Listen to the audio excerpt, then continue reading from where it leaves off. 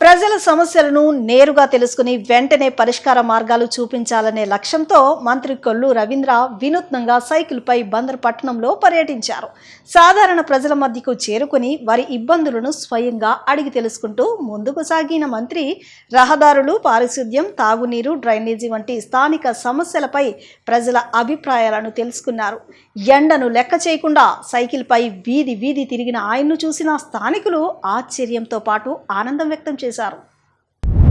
మచిలీపట్నం పట్టణంలో పలు ప్రాంతాల్లో మంత్రి కొల్లు రవీంద్ర సైకిల్పై పర్యటిస్తూ ప్రజలతో మమేకమయ్యారు. ప్రతి కాలనీ వద్ద ఆగి స్థానికులతో మాట్లాడిన మంత్రి వారి సమస్యలను ఓపికగా విన్నారు. ముఖ్యంగా తాగునీరు సరఫరా, డ్రైనేజీ సమస్యలు, రోడ్ల దుస్థితి, వీధి దీపాల సమస్యలపై ప్రజలు మంత్రికి వివరించారు. సమస్యల పరిష్కారానికి అధికారులతో మాట్లాడి త్వరితగతిన చర్యలు తీసుకుంటామని మంత్రి హామీ ఇచ్చారు. అంతేకాకుండా యువతతో కూడా మాట్లాడిన మంత్రి పర్యావరణ పరిరక్షణ కోసం సైకిల్ వినియోగాన్ని ప్రోత్సహించాల్సిన అవసరం ఉందన్నారు. పెరుగుతున్న పెట్రోల్ ధరలు, కాలుష్యాన్ని దృష్టిలో ఉంచుకుని సాధ్యమైనంత వరకు సైకిల్ వినియోగం పెంచాలని సూచించారు. ప్రజల మధ్యకు నేరుగా వెళ్లి వారి సమస్యలను తెలుసుకుంటున్న మంత్రి కొల్లు రవీంద్ర తీరును స్థానికులు అభినందించారు.